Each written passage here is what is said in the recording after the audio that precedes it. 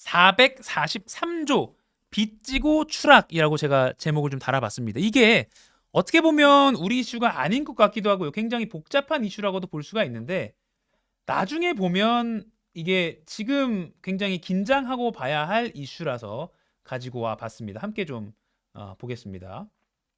여러분, 헝다라는 중국 회사 혹시 아시나요? 헝다? 늘 크다라는 뜻입니다. 한자 자체가 헝다 그룹인데요. 이게 빚이 우리 돈으로 443조라고 있답니다. 이게 뭐 말도 안 나오는 443조.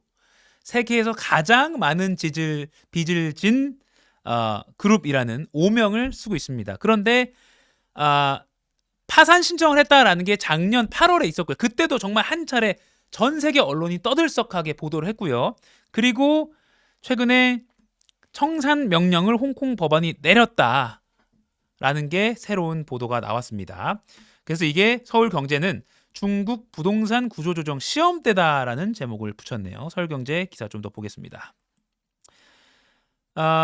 엉다가 소송 제기 이후에 채권자와 당국을 설득하면서 심리를 7차례는 미뤄왔지만 채권자가 수용할 만한 구조조정 계획을 내놓지 못해서 결국 청산 명령을 받게 됐습니다. 헝다의 총 부채 443조 원이고요. 세계 최대 부채를 지닌 부동산 개발 업체라는 오명을 안고 있습니다. 그러니까 청산 절차가 되면 청산인이 지정되잖아요. 그러면 청산인이 그 자산을 현금화해서 빚을 건일리를 진 채권자들한테 이제 그걸 나눠줘야 되는 거죠. 이게 지지부진하게 10년이 넘게 걸릴 수도 있다라는 분석도 나오고 있습니다. 그리고 이 청산 명령에 불복해서 항소를 할 수 있는데 헝다가 항소 절차 중에도 청산 절차는 계속 진행됩니다. 그러니까 일단 앞으로 쭉 가는 겁니다. 남은 문제는 중국 본토에서 이 홍콩 법원의 청산 명령을 받아들일지 여부가 남아 있습니다. 자, 이렇게 어제 이제 나온 소식까지인데요. 조금 더 제가 구체적으로 좀 알기 쉽게 설명해 드릴게요. 일단은 헝다 그룹 말 그대로 항상 크다. 그리고 영어로도 에버그란데라고 해서 항상 크다 똑같은 뜻입니다. 중국 광둥성 선전에 있는 본사가 있는 회사고요. 부동산 공룡이다. 또 중국에서 가장 성공한 부동산 개발 업체다라고 했는데 이 본사 지금 헝다그룹 본사 앞에 빨간색 신호등. 요 사진 기자들 이런 거 좋아하잖아요. 지금 적신호가 켜졌습니다. 근데 이 개인의 회사 하나만 적신호가 켜진 게 아니라 중국 건설업 그리고 건설업뿐만 아니라 중국 경제 그리고 중국 경제뿐만 아니라 아시아 경제, 우리나라 경제까지 영향을 미치고 또 전 세계가 긴장하고 있습니다. 작년 8월에 파산 신청 당시에 어떻게 해석이 나왔냐 CNN이 말했는데 중국의 총력 성장 모델에 대한 경고다라고까지 했습니다. 그러니까 중국이 근 한 20년간 폭발적인 성장을 해왔잖아요. 그 폭발적인 성장은 어떤 비용이 있더라도 감수하고 성장에 올인한다였잖아요. 그런 경제 성장 모델에 대한 경고다. 이게 바로 헝다그룹의 파산 신청의 의미다라고까지 CNN은 분석을 했습니다. 뭐냐? 어떤 빚이 있더라도 그리고 뭐 빈부격차가 커지고 부채가 커지고 빚쟁이들이 늘어나더라도 일단은 몸집 키운다. 이게 경제 성장 중국의 전략이었는데 2021년에 중국 지도부가 정책 규제를 강화했고요. 이에 따라서 자금이 고갈되면서 빚이 점점 헝다그룹도 늘어났습니다. 그러면서 중국 기업들의 어떤 집단 디폴트, 채무 불이행, 서막이 시작됐습니다. 보통은 이러면 정부가 살려주던 게 중국의 어떤 공식이었잖아요. 그런데 헝다그룹부터 달랐습니다. 시진핑 주석이요. 중국 부동산 시장을 뒤흔들어서라도 거품을 걷어내겠다. 라는 방침을 천명한 겁니다. 그러면서 이 헝다그룹의 창업자 쉬자인 회장인데요. 정말 그 흑수저 신화입니다. 쉬자인 회장을 포함해서 총수 일가를 구금시키면서 철퇴를 내렸습니다. 또 그러면 중국 정부 딱 시진핑 주석의 신호네? 그럼 쭉 가잖아요. 다른 건설 업체들도 이런 식의 지금 어려움을 겪고 있습니다. 요게 2021년 9월에 찍힌 항공 사진인데요.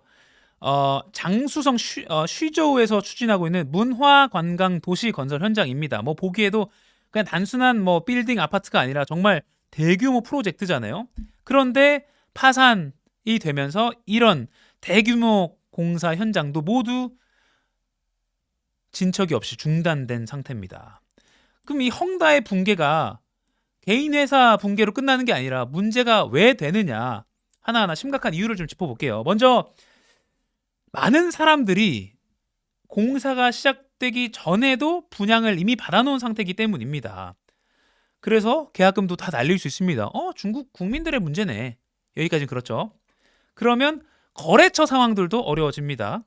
거래처가 큰 손실로 이어질 수 있고 줄줄이 파산 위기에 처해 있습니다. 우리나라 약간 태형건설 그런 느낌이 나죠. 훨씬 규모는 큽니다만. 그런데 세 번째, 점점 우리로 가까웁니다. 헝다가 무너지면 어떻게 됩니까? 은행, 뭐 다른 금융권이, 중국 내 금융권이 무너집니다. 중국 금융 시스템 전반에 영향을 미칠 수가 있습니다. 그러면 중국 투자 매력이 떨어지겠죠. 그러면 외국인 투자자들이 불안에 빠질 수 있고요. 그러면 아시아 건설 경기 자체가 경색될 수가 있습니다. 그러면 여기까지는 뭐 그냥 외국이잖아. 서울신문이 오늘 이렇게 보도했습니다. 빚더미 헝다 청산 명령, 홍콩 ELS 폭탄에 불똥 튈라 조마조마. 홍콩 ELS? 이거 많이 들어보는 거 아닙니까? 볼게요.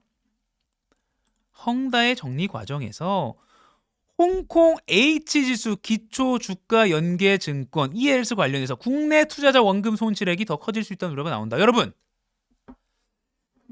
막 은퇴한 5, 60대 은퇴 자금 홍콩 H지수 연계된 프로그램에 뭣도 모르고 은행이 제대로 설명도 안 해줘서 투자했다가 지금 다 날판이다. 요 피해자들의 호소 국내에서 많이 들어보셨죠?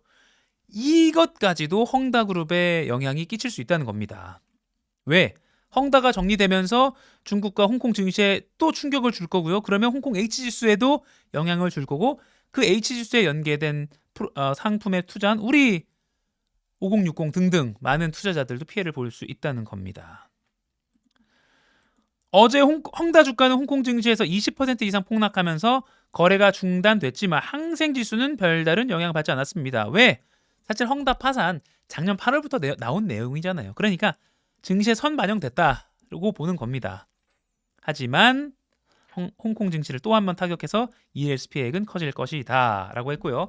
그래서 은행권에 따르면 지금 KB국민과 신한, 하나, 또 농협, NH농협이죠. 4개 은행에서 판매한 홍콩 H지수 연계 ELS 만기 손실액이 21일 기준으로요. 그러니까 오늘이 30날이니까요. 사흘 전 기준으로 3,121억 원으로 집계가 됐습니다.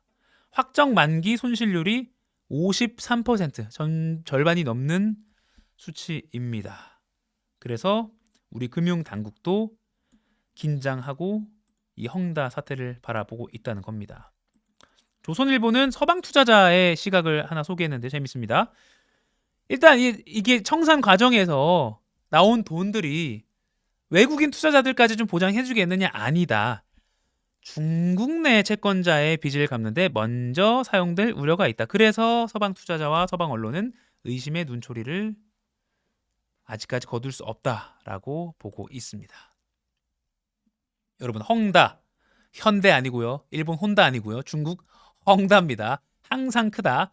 헝다가 중국 건설 경제, 중국 전체 경제, 아시아 경제, 우리 금융 투자자까지 영향을 줄 수 있다. 나비 효과가 이렇게 커질 수 있다는 거 보여드렸고요.